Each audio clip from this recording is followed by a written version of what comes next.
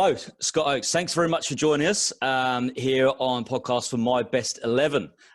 Really excited to hear your team. I hear you've been having conversations with Marv about who you're allowed in, who you're not allowed in, and thinking about it in depth. So looking forward to hearing your team. So thanks very much for joining us. And as always, we've also got the other Luton legends, just surrounded by Luton legends. We've got Marv as well, who's our co-host on this. How are you today, both of you gents? Well, good here. I'm all good. Looking forward to it. Of course you're going to be good because it's the middle of the afternoon. It's 7 o'clock here in the morning for me. I'm just waking up. Well, you'd be all right. If you didn't wake up with an hangover, you'd be okay. Get him to stand up. He's still got his pyjamas on. That's true. So what we're going to do is we're going to go through your starting 11, all the way from goalkeeper to forwards, and then including your manager, and just find out about, as we go through, just if you want to chip in with who you thought of, who you didn't think of. And Marv, I mean, you can mention when you should have put Marv in, even though you may not have. They play with, listen, they play with some great players, these players, because obviously they've left Luton. If they had stayed at Luton, I mean, I still probably might have struggled to get in one or two teams, but I might have gotten a little bit more teams if that was the case. But we'll see. Yeah, it wouldn't have got in my thing.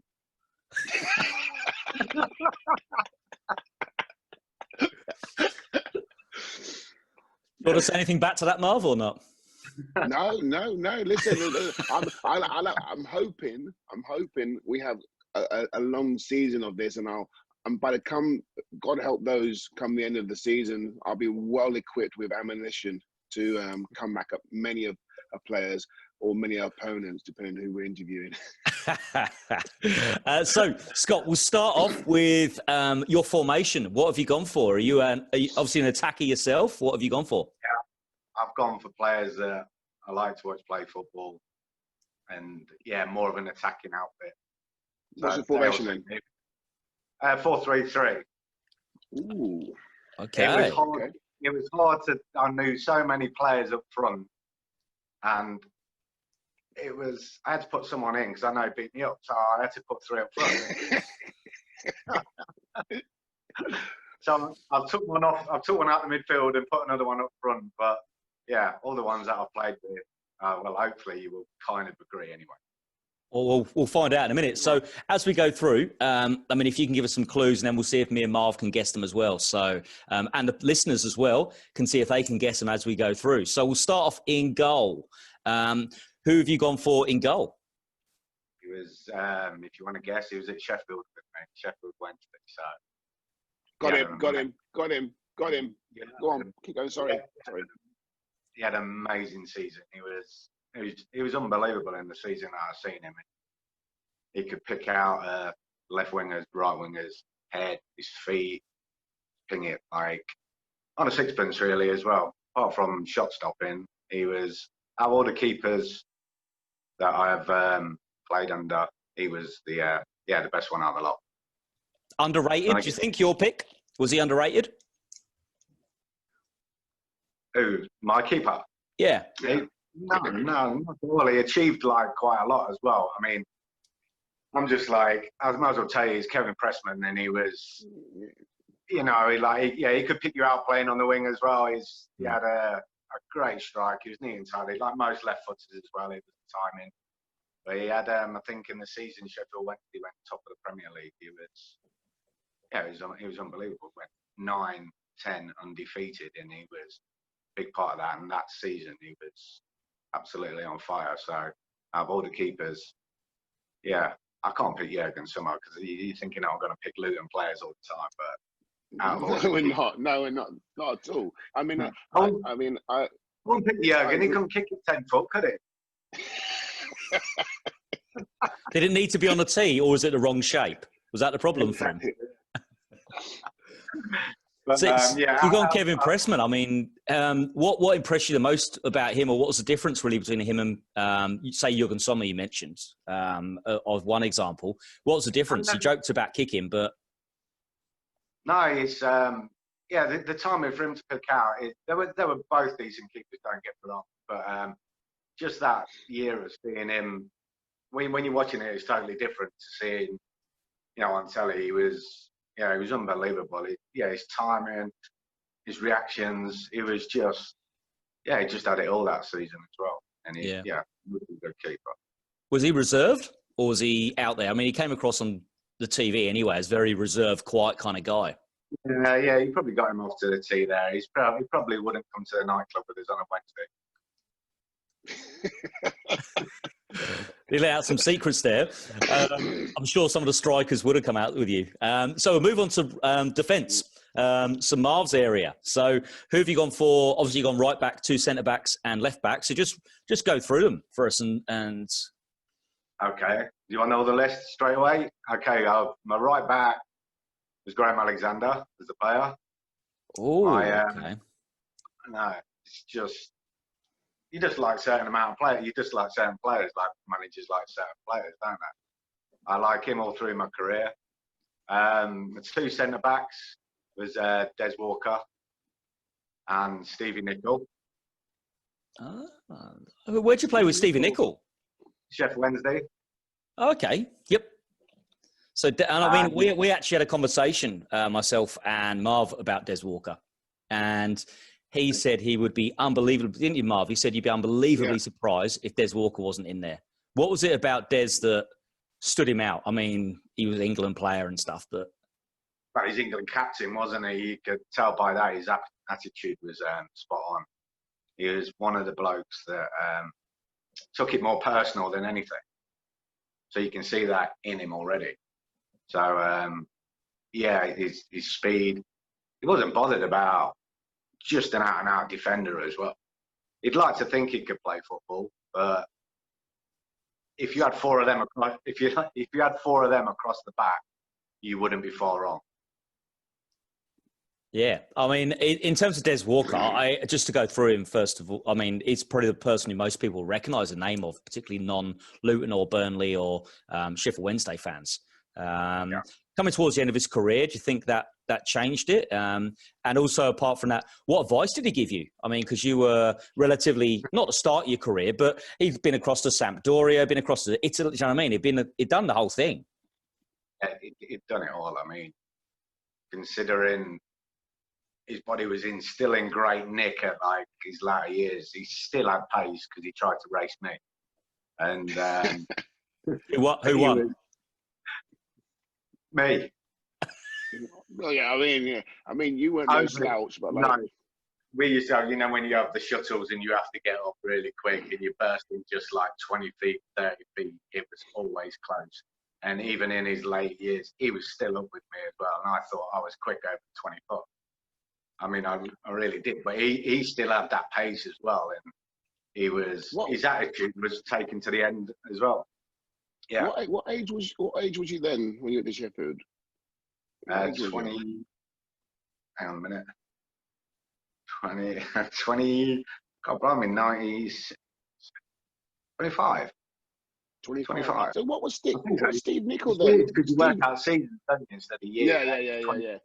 25 to Steve Nicol was then. I wonder what age he was. I forgot about him then, actually.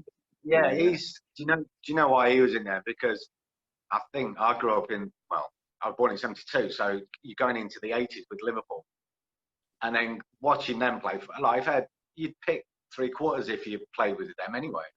Yeah. But that was just watching them '80s later on, and just knowing, and then getting him in there at Sheffield.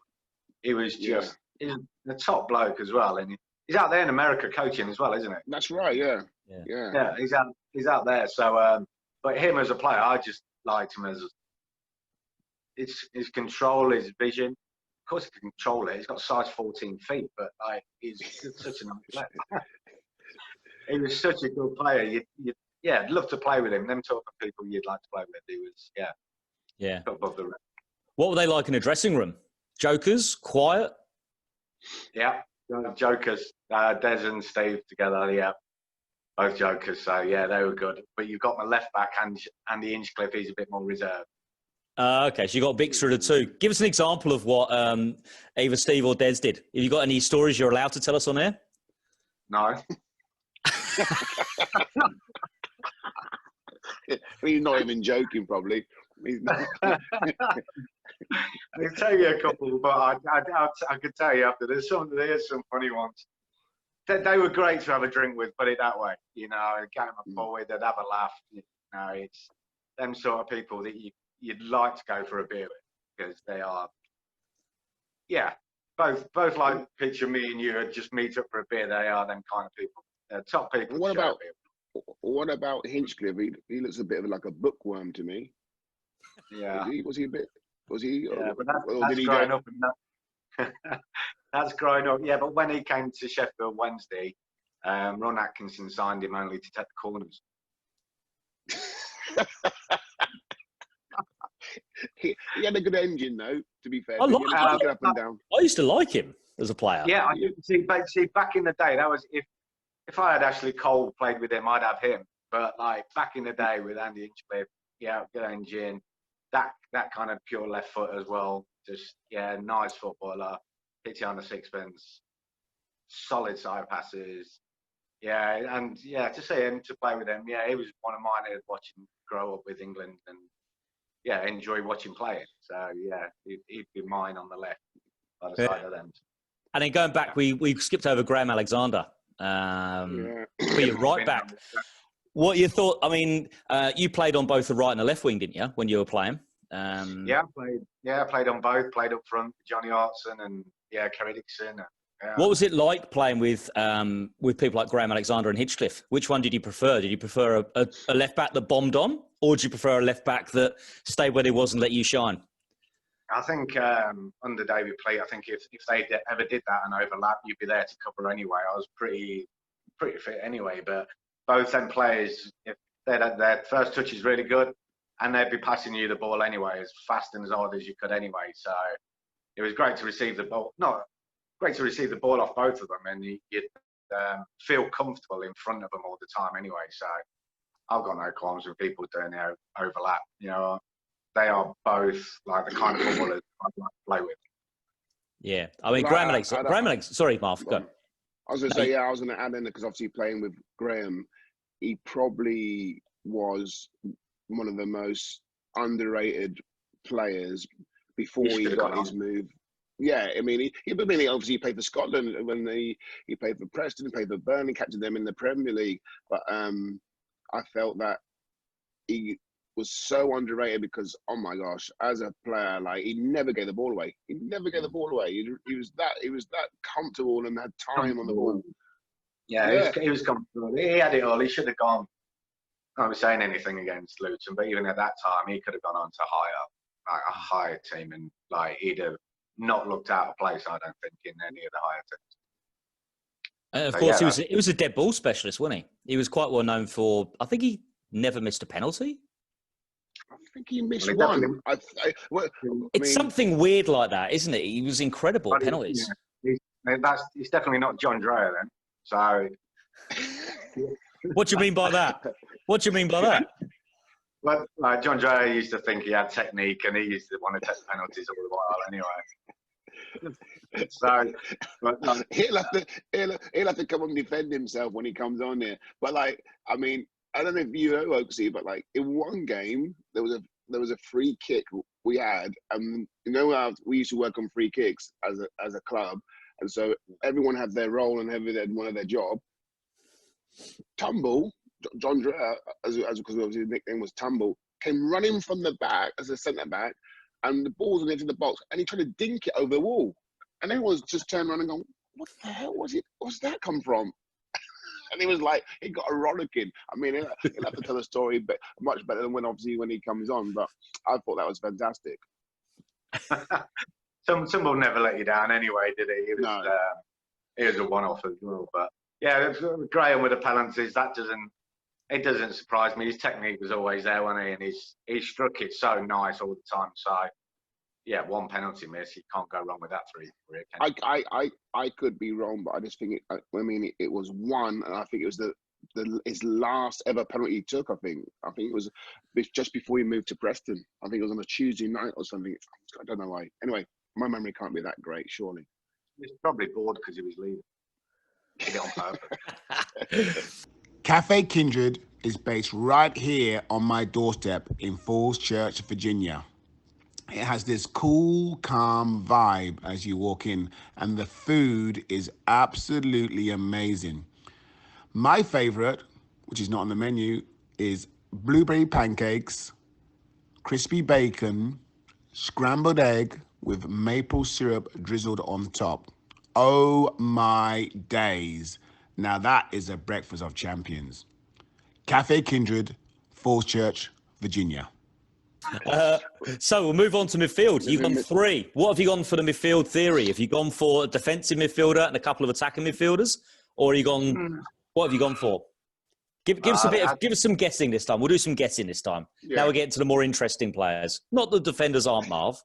But Andrew, I consider myself a midfielder anyway, who converted to a defender. So you're fine. You can carry on talking about the defenders like that. Scott, what do you have to say to that? Well, Marvin, the midfielder. Yeah. He likes to think he is, doesn't he? Well, you know I could play. Listen, everyone used to want to be on my team in the 5-a-sides. They knew I could play. Listen, when it comes to the nitty-gritty, there was obviously your headers and kickers, and there's your ball players. And I was never going to be... Go on. I agree with you. Yeah, but you no. If you used to run ones from your box to the other box, then you were knackered. That's why you only did it once a month. That was in the later years. Yeah, you're right. To be fair, the ball used to stick with your feet all the way, so I'll give you that. So yeah, thank you.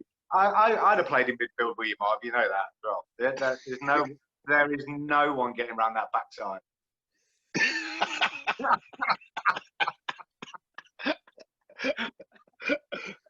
Funny. Okay, right. 3 mixture. I'd say Leicester and Luton and Sheffield Wednesday. Here we go. Right. We'll give some info about them. Do like a little bit about the players so we can guess. I mean, I know you've given us the clubs there. I know you like 2 play for England, 1 for Scotland. 2 play for England. What, full internationals? Mm-hmm. Or Bs? Or under 21s? 2 of them are missed penalties. Full. 2 England, 1 Scotland. You're going to say that not the name, but the Luton one. What country? What country did he play for? England. Midfielder. You're talking about midfielders.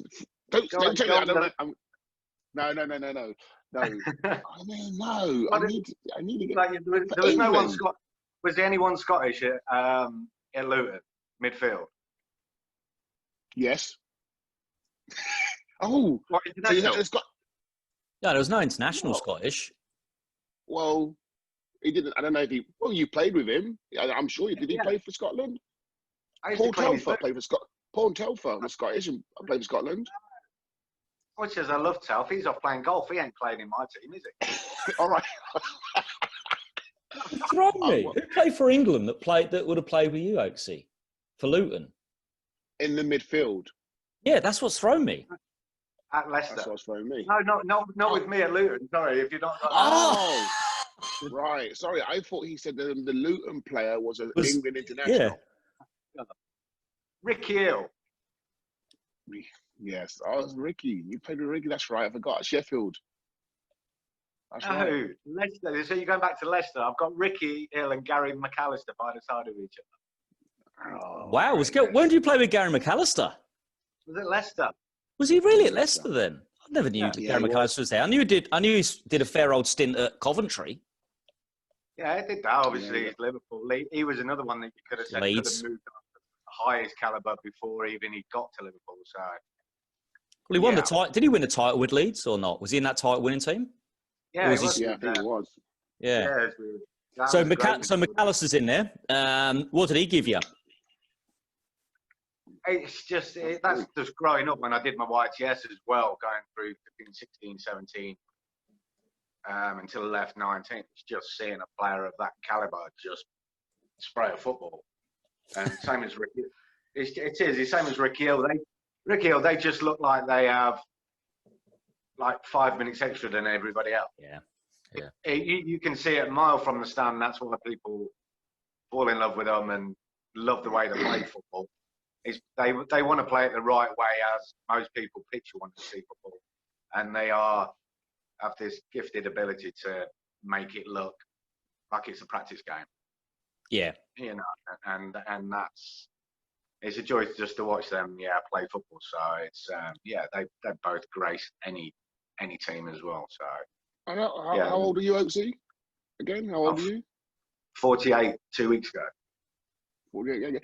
That's the thing what threw me, because obviously I knew when I got into the team, Rickie was obviously a great player, and I'm thinking I'm older than you a lot, by 4 years, obviously, and I thought, is that it? There's no way. Yeah, that's it. I know, and you look older than me. Unbelievable. Wow, I know. Marv shaves his head. Marv shaves his greys. He shaves his grey. So I was never going to think of Rickie. I was never going to think of Rickie, because I just in my head. Wow. That's a throw. Do you want the one on the left? Yeah, go on. Well, I want to guess it. I've got it already. I know who it is. I'm going to say it's Chris Waddle. Yeah. Yes. Chris Waddle. I understand that without a doubt. I love the fact you got Rickie Hill and Chris Waddle as midfielders. Yeah. You really are an attacker at heart, aren't you, Scott? Yeah, that's what I want to watch. I'd go and watch this team. So yeah, they're not going to play anybody, so they're never going to lose, are they? They'll play the Real Madrid style. We'll score 6, see where they concede 5. Sexy football, yeah. That's yeah. It, so did you So who do you support as a kid, Scott? I'm a Leicester man. Yeah. So a little bit like my son. But so who do you look up to as a young man growing up? Was it somebody like Chris Waddle, Rickie Hill? Who do you look up to? And then it wasn't. It was honestly, it was just like watching that Liverpool team in the 80s, and that's just like most kids, probably my age, that got to see that team. They were just unbelievable. That was just the enjoyment of watching football the way it was played, and that's what you fell in love with. Is my team can play anywhere near that team in the 80s. It'd be. Oh, that's what I think in my head. You know, it's just Liverpool in the 80s growing up that I used to follow. Although I'm a Leicester City supporter, obviously. Yep. That was, just trying to get to their standard or trying to be as good as that. That was just it. You just want to play football like that. Yeah. But did you go and watch Leicester games when you was a kid? Yeah, I watched a few, but it was never in my. Obviously, my dad never took me because he was off doing music, and then, but like really, my first love would be tennis. I loved, how much I love tennis anyway, but I'd never be a let's go every week kind of guy to the matches. Went and seen a fair few of the matches with everybody through the years, but I'm not a supporter as such. Go to all the games. It's like following Luton until you left. You were just my mate. You were there, so I'd follow them. But when you left, there was not. When everybody else has gone, and they've all moved on, haven't they? So you still follow your teams, like you listen on the radio or in the paper or if it's on telly. But I'm not. I think I'd rather be watching Wimbledon tennis than watching Luton versus. You know what I mean? So in a couple of weeks' time, you'll be watching US Open rather than the opening weekend of the season, kind of thing. Yeah. It'll be that. I'll be more into that. There's no one left for me to follow. My friends all moved on, not playing football. So probably, the last game I watched was my brother before he retired. But there's none of my mates left playing. So not really an interest in it. But so that's how it works out sometimes. Okay. Do you think many ex-players are like that, like yourself, or? I should think so. Because it was my job. But what it is the job. Whether whichever team you're going to, you're going to do your job as criteria, and then it comes to end, so you have to move on as well. So that wasn't tennis was more of my number one than all sports really. I'm not saying like golf, and I can still manage to walk around a golf course now, enjoy that as well. But it depends what you fall in love with as a kid, isn't it? Really? It's it's just I didn't fall in music. My old man used to do that, but yeah, I ended up just loving all sport. I feel like all of them are my hobbies, really. Just every single one.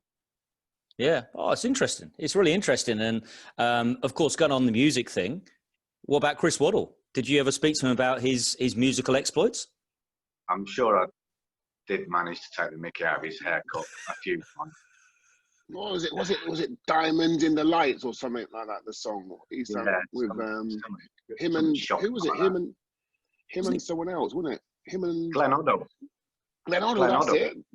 That's Hoddle and Waddle. Hoddle and Waddle. Oh, gotta love it. But Chris Waddle, one of the greatest players ever. I think one of the greatest players England have ever produced. And obviously Rickie Hill probably underrated. Well, definitely underrated as a player. But Chris Waddle, is that a player you modelled yourself on in terms of what you did skill set wise? I know he played at the World Cup. Yeah, but he's just that's just one of them one-off people that he probably could still send you the wrong way now at like 58 years old. I don't know how old he is now, but he's just movement in his body. He just looked like he didn't know care in the world, but his movement was unbelievable. His left foot, his delivery, total different to me as well. But yeah, what a player. I know you'd win a race against him. Huh? I know you'd win a race. I mean, and that's not me digging at Waddle. He was, like you said, blessed with a lot of skill, but he only wasn't needed exactly to find the quickest. Exactly, true. I could have beat him when I had my knee operation. You know what I mean? It was that slight. But all he needed to make was a lucky yard, and by the time the defender had got the ball was in, and it was just another one that you'd pay to watch sitting in the stand, I think. Yeah. Oh, definitely. And Rickie Hill. What can you say about Rickie Hill? I mean, you and Marv have probably got lots of stories on the pitch, off the pitch about Rickie. I think he's agreed to come on in a few weeks' time, so he'll have his chance to rebuff any of your comments. But what are your thoughts on Rickie? I mean, as a Luton fan, probably arguably one of the top 3 players we've ever had at the club. Yeah, along with without a doubt. You can ask him how many times someone got the ball off him, because I don't think anybody ever did. You know, he'd like both feet were running with it, bouncing off him, passing it, still had that motor to get forward. It's just like like Jan Mulby at Liverpool, you know what I mean? He's kind of like that. Just gifted 2 feet. Well, I was gonna say a lot more mobile than Mulby, I would say. Yeah. I'm not. I think Rickie he'll like the compliment of being associated with Liverpool, but I'm not sure about being complimented against Mulby. But there's another guy that never gave the ball away. That's used to true. I know what you mean. Yeah, you know what I mean. But Rickie had a better engine than Mulby, obviously. Well, everybody had a better engine than Mulby, but it was just, it just seems so simple. Like watching it both feet, you just love to be able to do that as well. And he had everything for me because he could head as well. He's great in the air when he could hang in the air and just like hang there and just bang. Got his goals. Yeah. You'd love him you'd love him in your team. Like you say, he'd never lose a ball. That's what I do. A player like that, if you've got them in your team, he's just you feel like you're ahead already in the midfield battle, because you know you can put the ball to him and everybody's just moving off him as well, and he'll just keep it, never ever going to lose it. So it's hopefully them 3 would grace any midfield. Oh, definitely. And how many times did any of those boys set you up on goal? Those boys set you up must have been lots of times. What would you say your favourite goal is, Scott? What would you say the favourite one you've ever scored? My favourite's the Derby goal. We had 10 men, and I managed to collect the ball on the outside of our 18-yard box. And from there on, I went on to score a goal. Went past Mark Pembridge in midfield while I was doing it as well. Left him on the floor. And I went through and managed to score. It was just a one-off goal. And even John Dreyer tried to claim an assist because he passed it to me on the edge of the 18-yard box.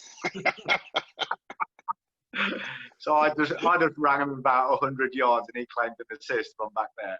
But if you ever get a chance to see it, hopefully someone can buff it in HD because our cameraman at Luton weren't very good.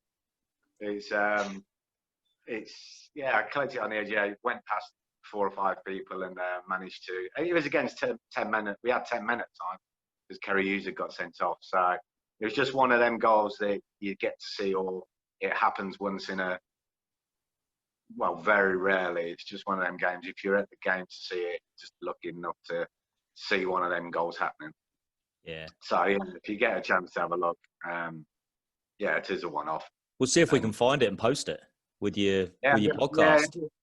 Yeah, it is on there, but like you say, you might need to buff it because it's a fair few years ago. But it is a one-off.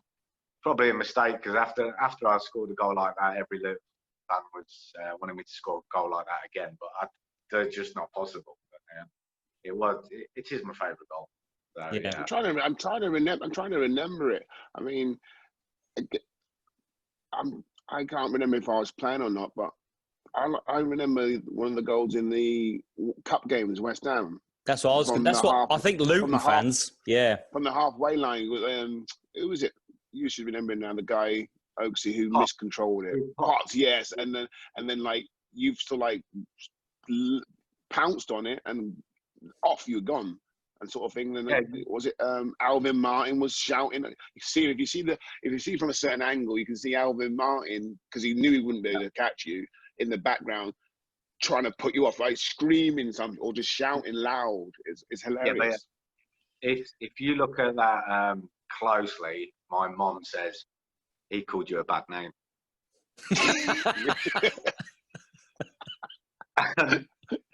So, Steve Potts is chud on the football, isn't it? Because it was really windy. Yeah. And I've managed to get hold of it. Like I say, Alvin Martin was the last one, so I've managed to get away from him. But in the slow motion that you're saying, when he shouts at me, if you look at him clearly, he calls me something that my mum didn't appreciate. but how is she seeing that? I mean, look, you've just scored. Like, was it the third goal? Was it the first? If you look at it, you'll know exactly what he says. Really? Wow. Okay. Yeah. See, people. That's great. People are going to start looking for that now. Yeah. I'll look for it afterwards as well. But he was probably right as well. He was probably right because that sort of third goal. So how I'm interested. Was that not one of your favourite games then? I mean, for me as a Luton fan, that's the game that I think really endeared you to Luton fans forever. I know you say about the Derby goal, but that game and then walking off the pitch with the fans, the pitch invasion, with you taking the ball off. Yeah, I think there's been a few smiles before the game. Played, goal scored. There's been some good memories before that game, but that season was really good. The more memorable one that stands out though is the Newcastle game. I was going to say that. Yeah, it's because we were playing against Newcastle when I got Peter Beardsley in, and Nicol, Venison, Hooper. Not anything against West Ham, but all these players in Newcastle, it just felt like they were a better team, and to play against them and what they had achieved, they had some really good players in that team when we were playing, and that game stands out more for me than the West Ham game. We played really well that game as well. We all did, and we all needed to, and we played so well, played such good football when we were on song. And yeah, I was up front with Johnny Artson that night, and it was like a younger Mick Harford. He was a joy to play with as well. And we all knew each other growing up with Luton, and he was playing up front with him that night. I just felt it was a bigger achievement that game and getting past Newcastle than it was to West Ham. I know we ended up at Wembley after West Ham, but the beating Newcastle was a bit more of a better feeling. I don't know what you think, Marv, but it just beat Newcastle, and it just felt a bit more. Yeah, just felt a bit more important. I didn't play. I was injured again. Was you? Yeah, I think. What year was that? Was that 92? 94.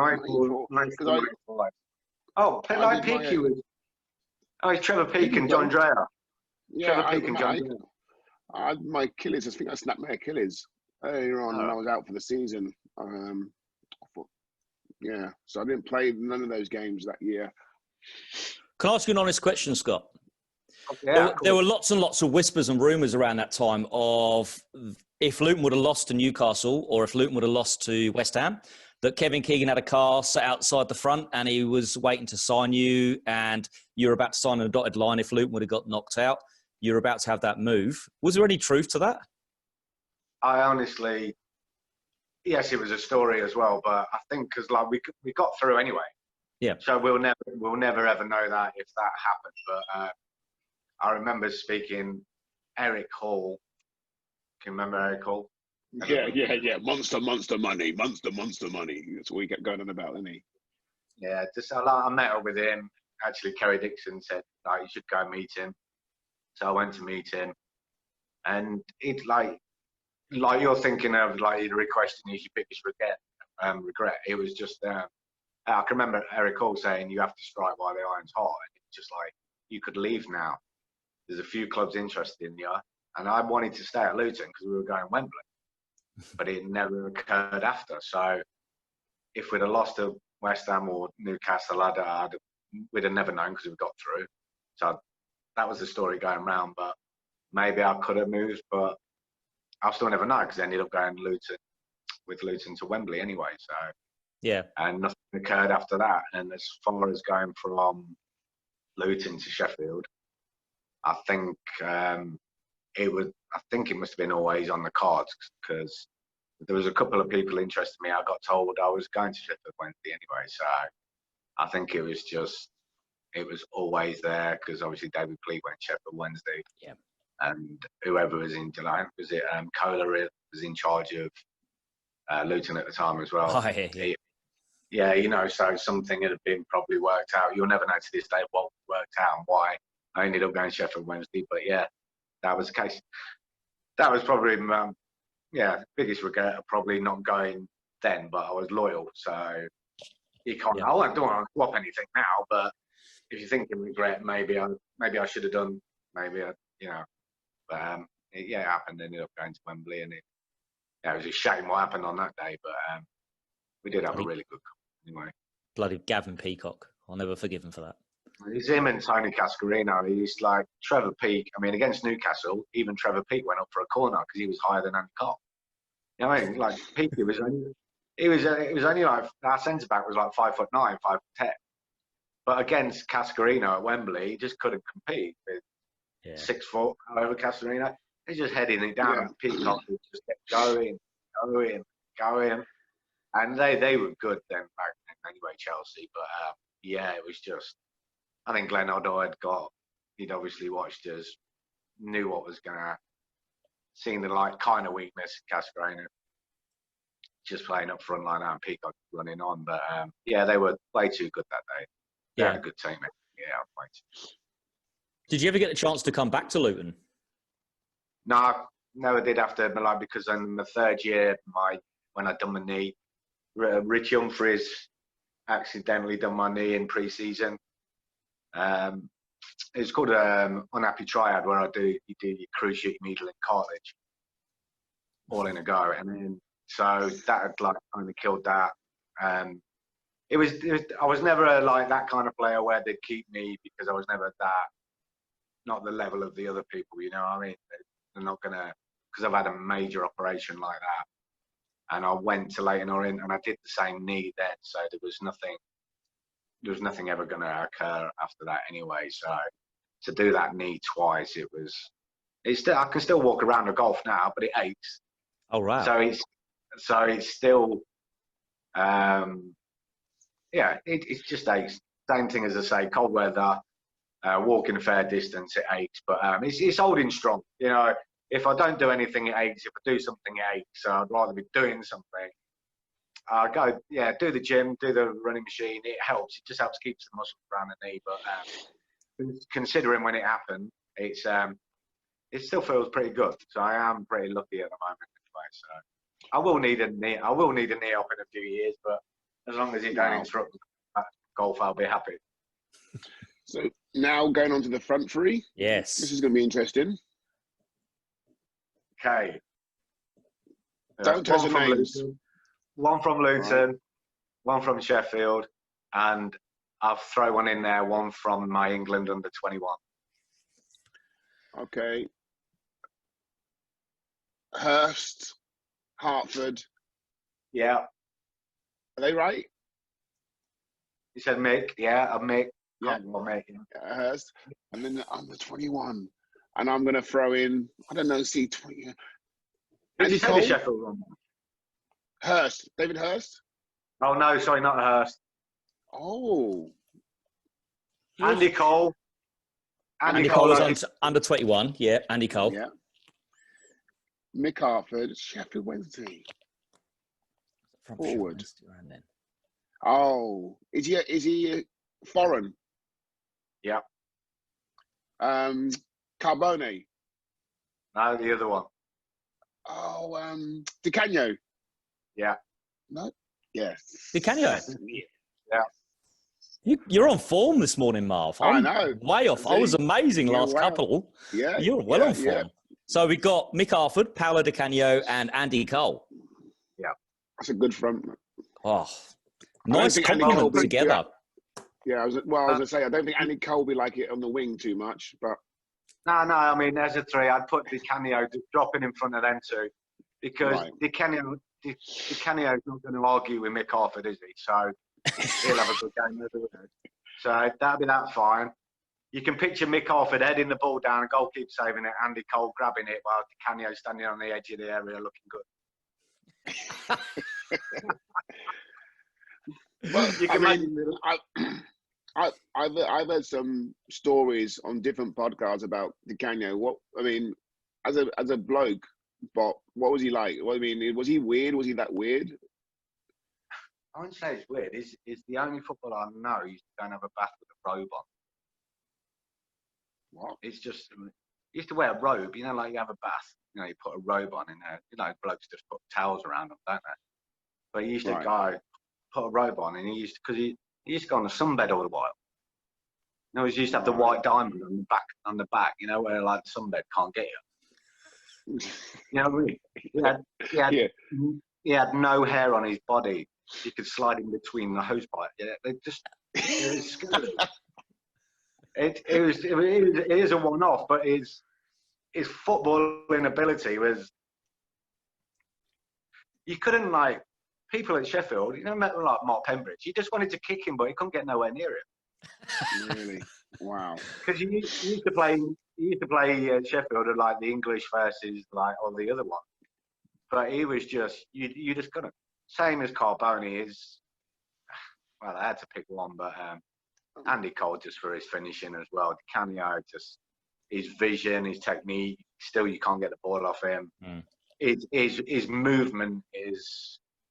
Yeah, his attitude for scoring a goal or playing well, or when he used to play with Carbone or we played with him, you just know where the ball it was coming to you. So you know your mind's made up to shoot because you know the ball's going to be right where you want it from them anyway.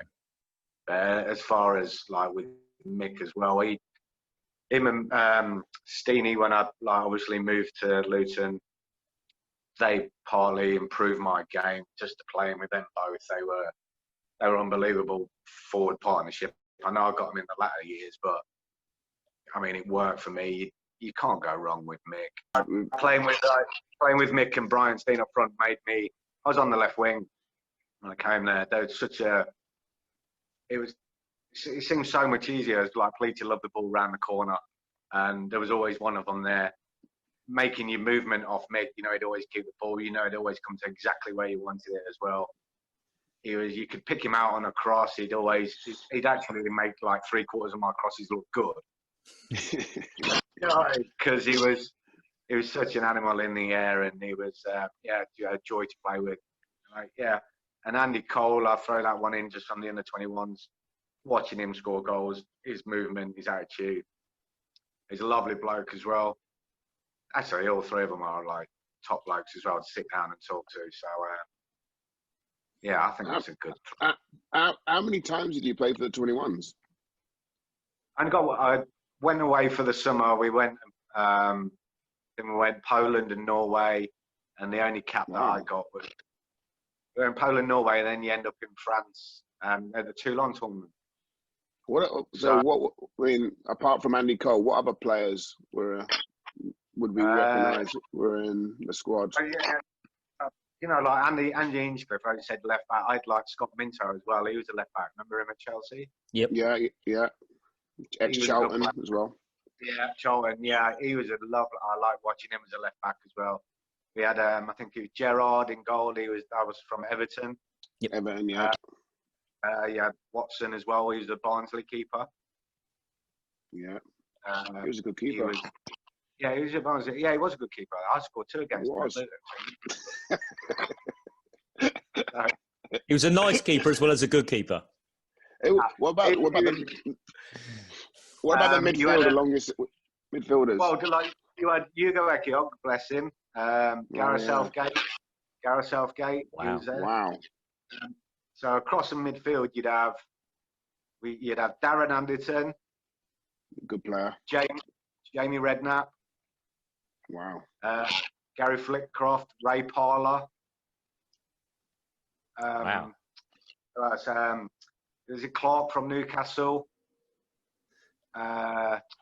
Lee Clark. Yep. Oh yeah. Yep. He was a good midfielder as well, these caps are with Luton, aren't they? Yes, unless we won. I only had 1 cap for Brazil. That was when I was at Luton. Yeah. Yeah, but I mean, I'm just saying the names you're reeling off there are not, again, like we're saying, we're not being disrespectful to Luton, but you've done really, really well to be representing our club when you've got Parler, Arsenal, Redknapp, Liverpool. Do you know what I mean? So, I mean, that just shows how good a player you was. Yeah, but do you know how Go on. Laurie McManamy, he was our manager. You're gonna ask me his favourite manager, and I can't put Pleaty in because that would be obvious. But Laurie McManamy, he all sat down and he goes, "Can you stand up and tell me what football team you come from?" How embarrassing do you think I felt?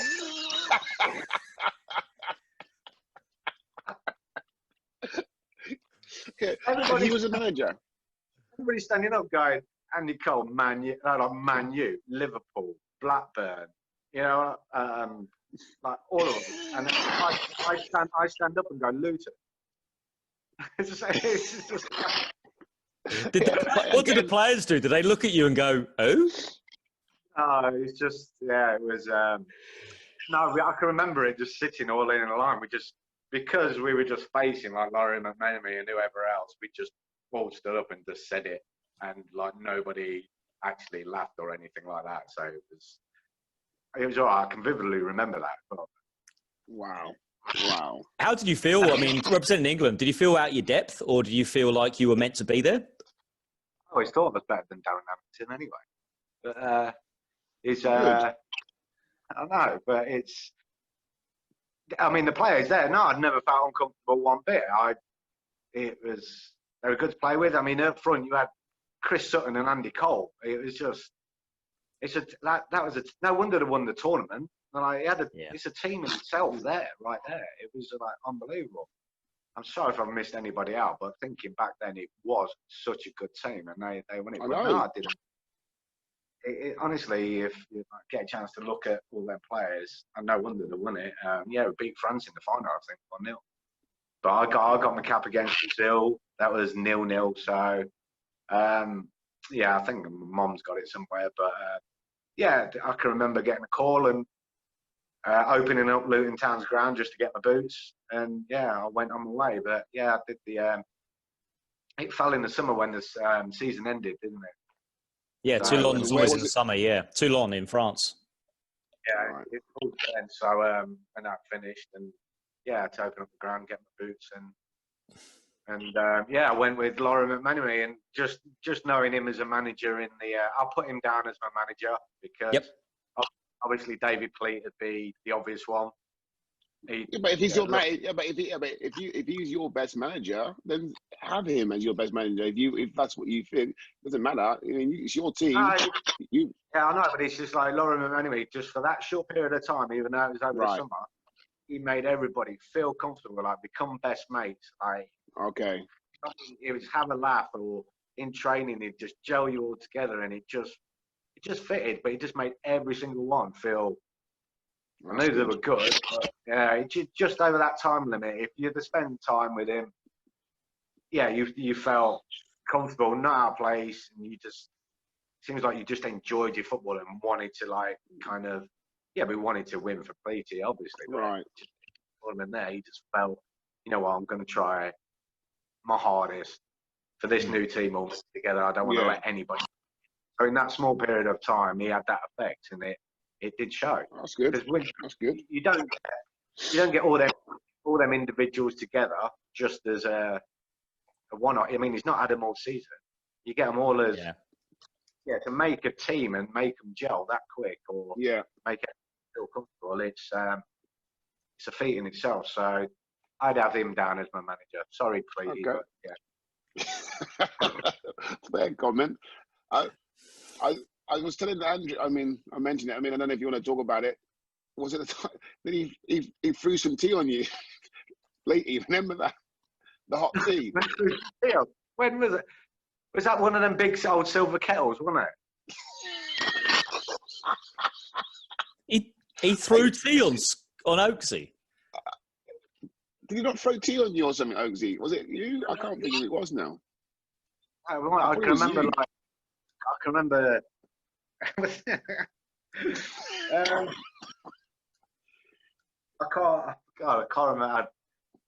can't remember that, Marv. You'd have to remind me. No. Honestly, I can't remember that. I can remember. I don't think I was there. So what happened was, I think you had a meeting or something. And you come out all shit. You go, Mom, you just threw hot tea on me. You burned me. I go, who? He goes, the gaffer. I go, what for? You know what he's like, Mum. He doesn't like me anyway. He always came in me. He knew me for like years and years, and he still never spelled my name right. and he bought me as well. And he still never spelled my name right. You never get that. I can remember once at Sheff Wednesday, I forgot my shirt, and we were playing against Chelsea, and it's Ron Atkinson was the manager then, and he went, Oaks, you're going on. So obviously it was a roasting day. And then, like the tunnel at Chelsea, you go down the steps, open up, and I'd gone back and I got my shirt, put it on. When I come back, he told me to sit down. So I sat down and he put Jim Magilton on. And then all the other lads on the bench were going, look at Oaksy, he's playing really well. So I just got the pee ripped out of me. I weren't even on the pitch. And Ron Atkinson, and that's the time, he had a fight with Paulo Di-Canio when we come back into the team after, because we lost. He started having a fight with Atkinson did. What? He did? Had a fight? Yeah. It started mouthing off to each other, him and Paulo and everything like that. So Paulo went for him in his slip. All he was wearing was his slip, so everybody just held it back. That was just because I think and then Ron Atkinson said to me, because you'll never play for Midfield again. What, because I forgot my shirt? It was like 98 degrees. He was having a bad day. He was having a bad day that day, Ron, by the sound of it. Yeah, you'll never play for me. Yeah, okay. So, that was, I mean, loads of people have forgot the shirts, ain't there? So, I remember using exactly. That was a fun day as well. So, his head had so gone just so like rounding off then, I'm gonna guess, you probably know what it is. What is your most memorable Luton game and why? Your most memorable Luton game. Yeah. It's the Newcastle one. Right. It's not going to be the derby because of the goal or actually West Ham. It's just the Newcastle, and being on that pitch with all them players against us. You can like clear to the goal where it's just everybody surrounded like that, and we're there to like try and be better than them, and just to beat them and play that well. It was still to this day, it's a better feeling than the West Ham. It was just one of them. And also, I mean, I know the West Ham was a night game as well, but those night games to me at Kenilworth were just really, really special. There's something about the night game. I don't know what it was, but there was something about the night games compared to a Saturday afternoon. It just seemed a little bit more excited and a bit more special. Yeah, I think when you grow up and you do your YTS from the beginning, I think the first buzz that you get is seeing your name on the reserve list. And the reserve team games were always at night. So then you've got that. You're playing for the reserve. You've seen your name because you're coming out of the youth team on that reserve, and you're playing a game of football at night under the floodlights. So then you've always got that to look forward to when you're growing up. And then when you start playing it in front of a crowd under the floodlights, it's such a better atmosphere. Don't get me wrong. Saturday afternoon is the best time for us to see a football match, I think. Yeah. But to play yourself. I still, the 3 o'clock time Saturday afternoon should be, it's always been bread and butter. And, but the evening games, it's just, under the floodlights, so much better. Don't know why that feeling is, but it's always gone from, like say, YTS to being in reserves, playing in the evening. It just had that feeling about it. Yeah, so that Newcastle game was, the one-off, beating a team like that, and playing that way as well, all of us. It was just, that was a memorable night. It looks like you enjoyed it. Sorry, and so what are you doing now, Scott? Those people who want to know kind of what you're up to these days. What are you doing with yourself? I'm down at a porter cabin. I don't know if you remember, like the porter cabins, big units. You can convert them into anything that you want. So you can build up into offices, if you know what I'm about. You've seen them everywhere. You can convert them into schools. So you're in there, you're carpet tiling. Basically, it's called a process worker, where you can do the carpet tiling, you can do fit units, and you can also like decorating. So like when I retired, I was at non-league St Albans. I went to help painting as well. So from there, I'd been painting, and I've ended up here at Port Cabins doing all the cabins up. I did have a brief bit in school. There's the football goal with the police come behind it for Sports Connections Foundation. They're a charity. Did that for 3 years. That was good. I enjoyed that. Knee was aching, standing up all day. Still had a part to play, but at the moment I'm doing this. It's good. I enjoy it still. And at the moment I've had to pack in tennis because of my knee, but I'm still managing to get around the golf course. And at the moment I'm off handicap of 9. Wow. That's pretty good. Management? Any thoughts getting coaching, management, that type of thing? I did the coaching course, like the level 1. I went to Millwall to do that, so that was a long time past. I managed to forget about football just because of how it happened with my knee, not doing anything for 2 or 3 years with football. So I managed to get myself in work, so I'm quite happy I'll continue doing this. I mean, the football wasn't in my blood as much as I thought it would be, going to do the coaching course, but if needed, I'll be there for anything. The charity games I still play for Leicester. Leicester City have about 10 to 15 a year. Obviously not with the times how it is at the moment, but they've always done that previously. So I've always managed to get down to Leicester and have a charity game football. Play right back, in midfield if needed, if Muzzy isn't playing. So it's still enjoyable to have a kick about with your friends. I got to play a game with my brother when he came over from America for Leicester. So that was good to finally have a game with him.